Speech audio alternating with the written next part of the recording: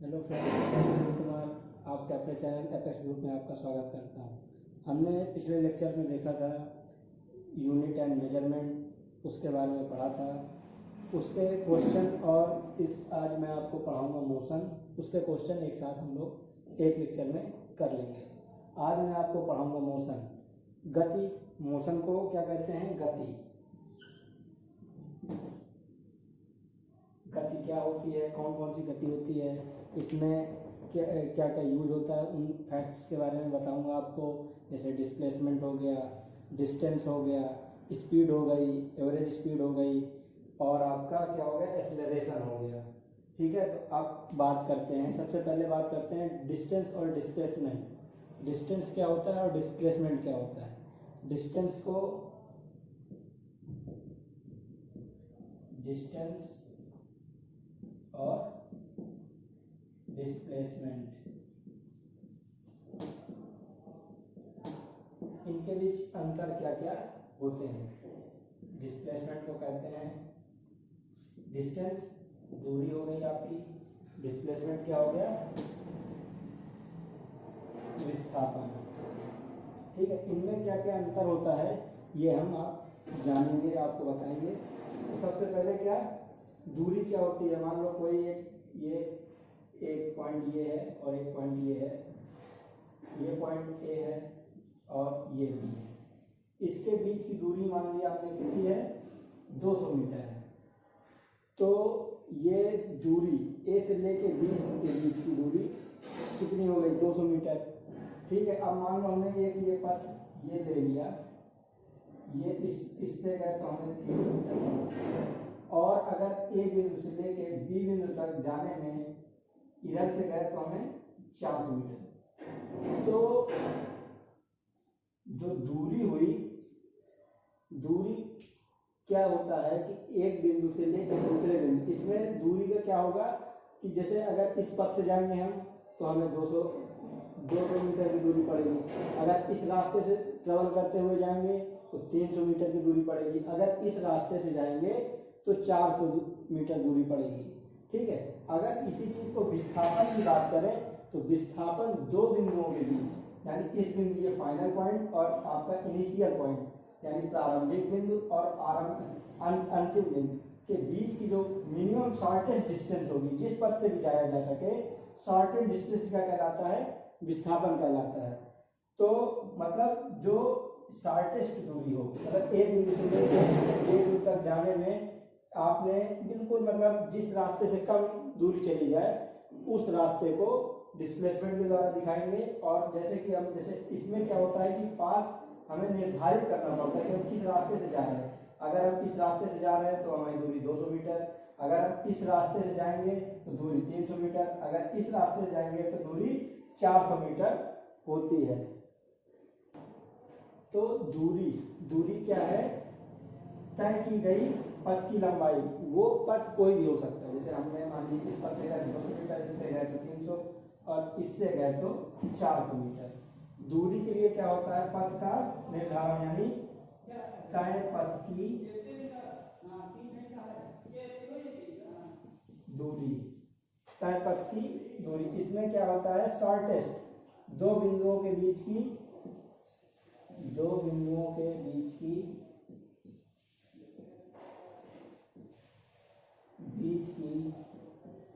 निम्नतम, क्या, निम्नतम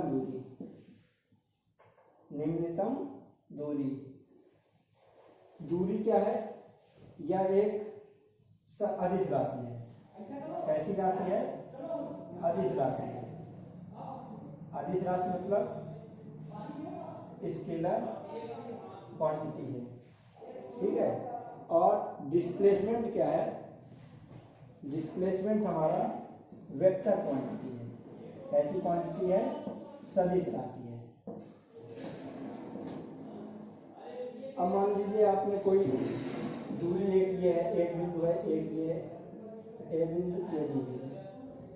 अब आप यहाँ से चलना स्टार्ट करते हैं और बी बिंदु तक पहुँचते हैं। बी बिंदु से फिर आप यहाँ तक आ जाते हैं, ए बिंदु तक, सॉरी मिड पॉइंट तक। तो आप जब यहाँ से चलना प्रारंभ किए, इधर गए यहाँ गए, तो आप जब दूरी निकालेंगे इसकी, मान लीजिए ये यहाँ पे हमने मान लिया 300 मीटर, 300 मीटर ये दूरी है, आप 300 मीटर गए और यहाँ मिड पॉइंट पे आ गए तो कितना 150। तो जो दूरी होगी हमारी, दूरी को हम कैसे करेंगे, मैक्सिमम जो जितना चला जा सके।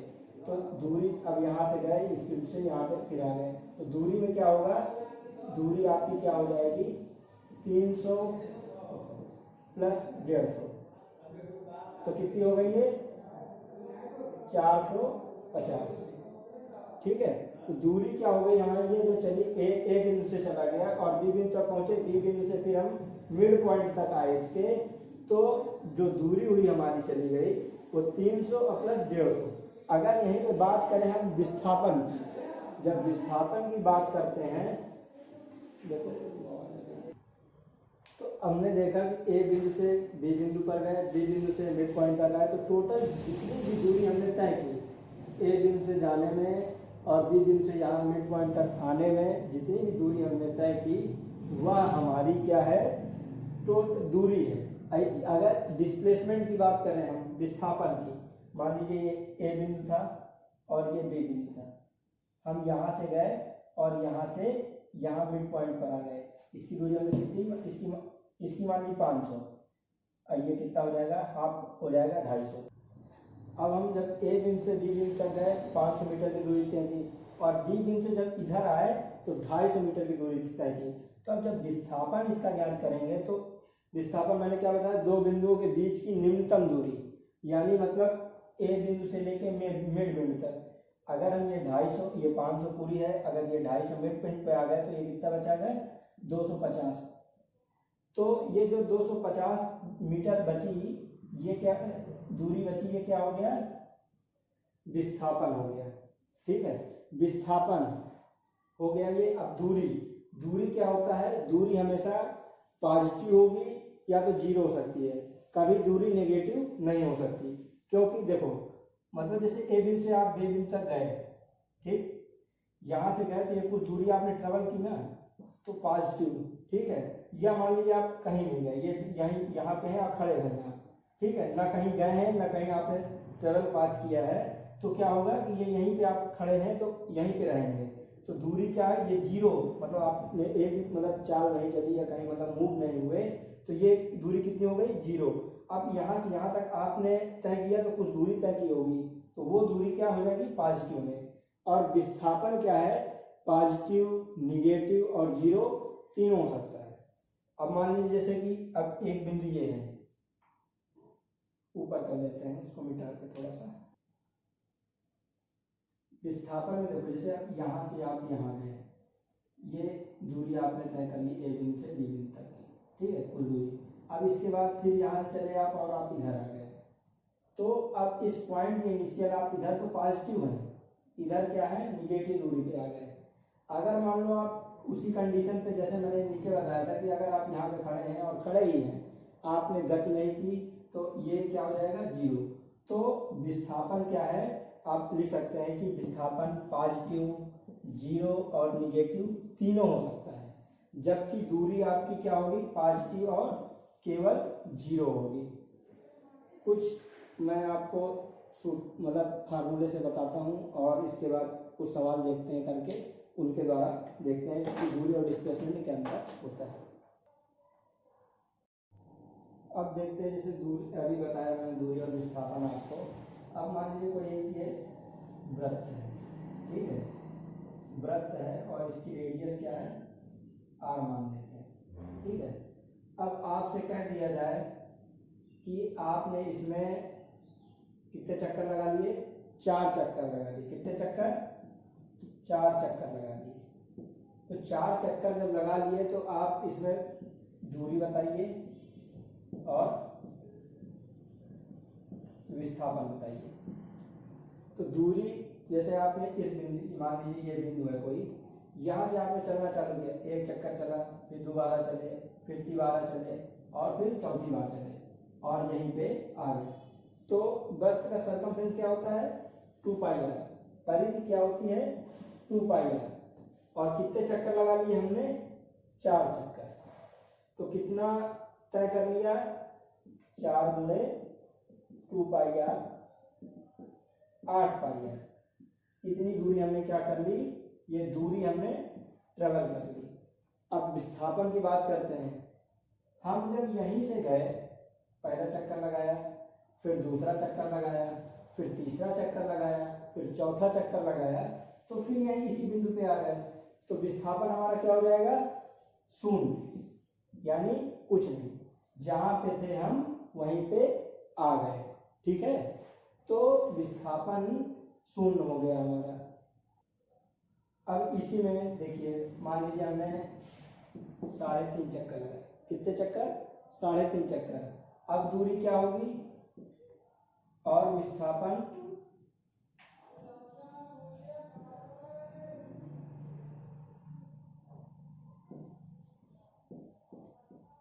दूरी और विस्थापन क्या होगा। अगर आप जब 3.5 चक्कर लगाया आपने, तो यहाँ से एक चक्कर, फिर दूसरा चक्कर और फिर तीसरा चक्कर, और 3.5 चक्कर में आप ये इस पॉइंट पे आ गए। जब इस पॉइंट पे आ गए आप, तो एक चक्कर में आपने 2 पाई आर लगाया था। ठीक है, परिधि क्या होती है, 2 पाई आर। कितने चक्कर लगा लिए, 3.5 चक्कर। 3.5, 3 गुना 6, 1 7 बटे 2।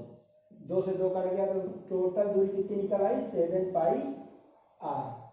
ठीक है, अगर अब विस्थापन की बात की जाए, विस्थापन ये और ये आपके ये रेडियस हो गई आपकी, ये भी रेडियस, ये व्यास के बराबर हो गया हमारे वृत्त में।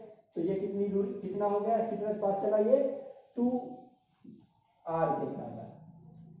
ठीक है, अब ये कितनी दूरी हो गई, 2 आर। अब मान लीजिए कोई इसी में आपको एंगल दे दे, इसी में कोई आपको एंगल दे दे वृत्त में ही कि इतना कितना चला। जैसे मान लीजिए कोई वृत्त है,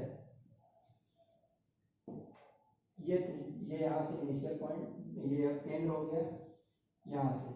अब ये आप चल के यहाँ पे आ गए। ठीक है, और ये तो ये जो कोण बना हमारा, कितने का बना, 120 डिग्री का। कितने का बना, 120 डिग्री का। ये केंद्र हो गया हमारा। ठीक है, अब इसके बाद ये मान लिया ए और ये बी। ठीक, ये रेडियस हो गई हमारी। जब ये रेडियस हो गई, तो अब इतने पथ में हम चले, कितना चले ये हम देखेंगे। ठीक है, तो 360 डिग्री का कोण होता है वृत्त में। ठीक है, तो और कितना पाथ चलना पड़ता है, सर्कमफ्रेंस क्या हो गई हमारी, 2 पाई आर के बराबर हो गई। तो 1 डिग्री का मान कितना हो गया, 2 पाई आर अपान 360। ठीक है, अब देखिए, अगर हमें 120 डिग्री का मान चाहिए, तो इसकी जगह कितना रख देंगे, 120 डिग्री का मान चाहिए, तो 2 पाई आर बटे 360 इंटू 120। तो ये 0 से 0 ये खत्म हो गया, 12 3 36। तो कितना आ गया, 2 पाई आर बाई 3। तो आपने कितना दूरी चली, कितनी दूरी चली, 2 पाई आर बाई 3। अब मान लो जैसे कोई भी एंगल हो, उसके लिए आपको निकालना है। तो जैसे हमने 120 के लिए निकाला, ये ए से लेके बी तक आया, कितना डिग्री में तय किया, 120 डिग्री में। पूरे वृत्त में जब घूम जाएंगे हम, तो कितना 360 डिग्री कवर कर लेंगे। ठीक है, और इसके बाद 360 डिग्री बराबर 2 पाई आर, परिधि कितनी होती है, 2 पाई आर। तो 1 डिग्री बराबर 2 पाई आर बाई 300, और जितने भी डिग्री का मान निकालना है हमें वृत्त के अंदर, उसको उसके साथ गुणा करा के उसकी वैल्यू प्राप्त की जा सकती है। अब बात करते हैं विस्थापन की। तो विस्थापन के लिए एक फार्मूला होता है, 2r sin थीटा बाई 2। ठीक है, इसके द्वारा हम इसकी डिस्प्लेसमेंट यानी विस्थापन, क्या चीज, विस्थापन ज्ञात करेंगे इस सूत्र के माध्यम से। तो 2r, ठीक है, साइन कितने डिग्री का मान, 120 बटे 2। अब 2 आर साइन 60 डिग्री, ठीक है। तो साइन 60 का मान कितना होता है, √3/2।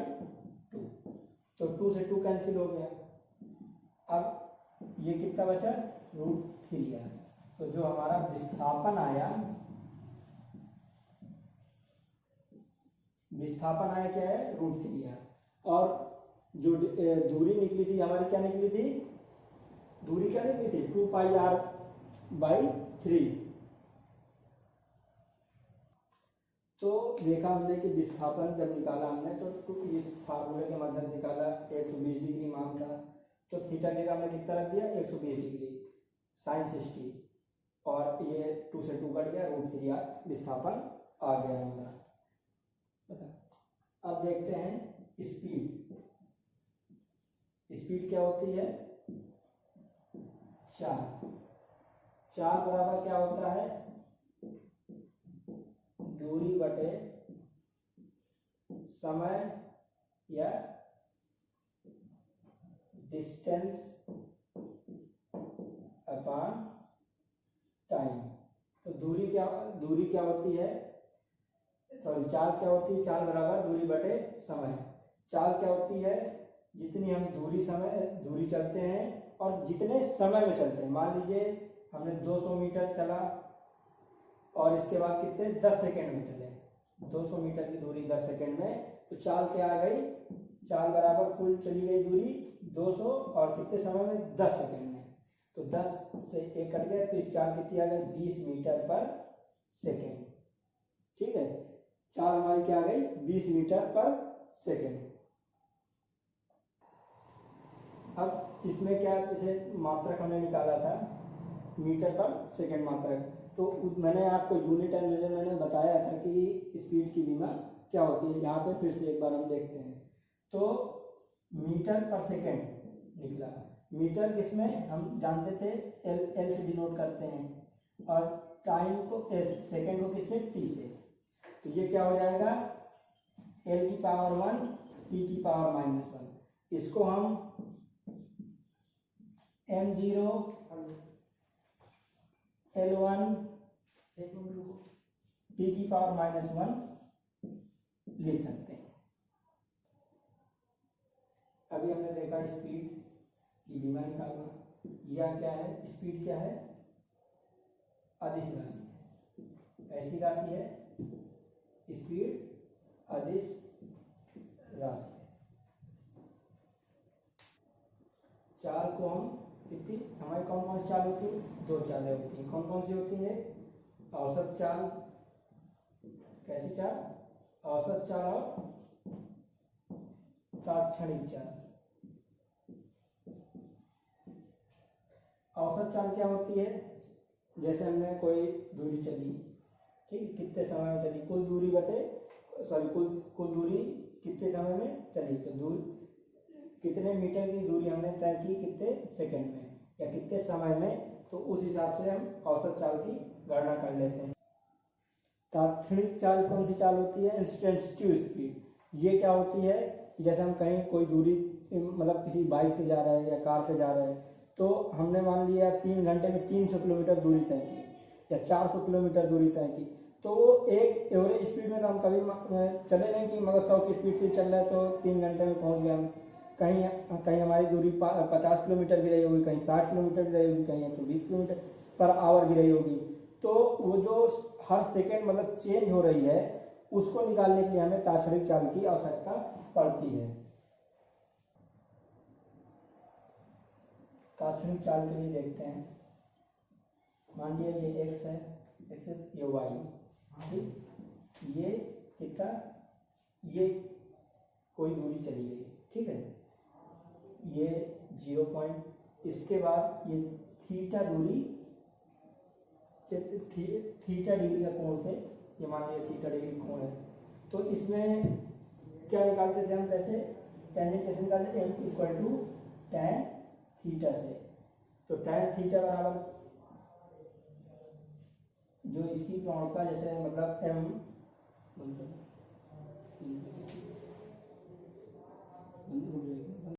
तात्क्षणिक चाल में ये मान लिया x और ये y, ये किसका दूरी और समय का ग्राफ, दूरी और समय ग्राफ में ये मान लिया कोई कोण थीटा।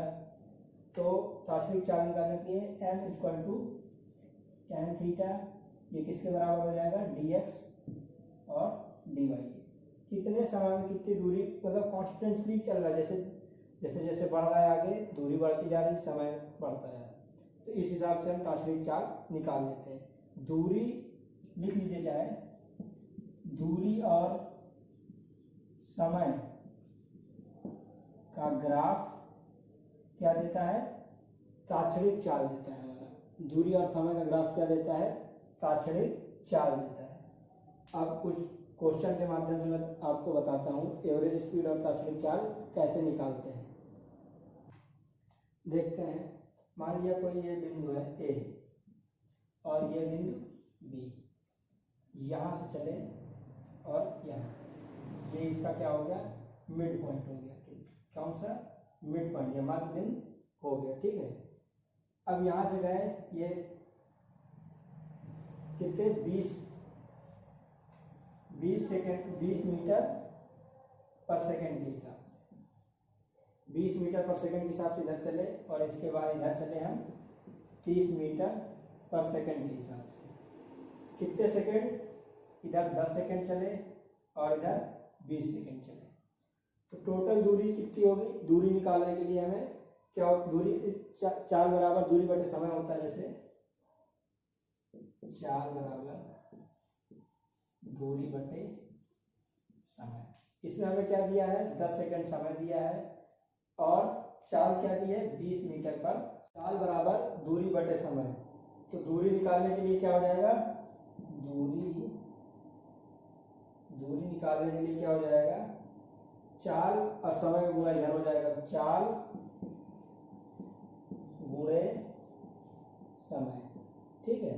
तो चाल क्या है 20 मीटर पर सेकेंड की, कितना समय लग रहा है 10 सेकेंड, तो 20 इंटू 10 क्या हो जाएगा 200 मीटर आ गया।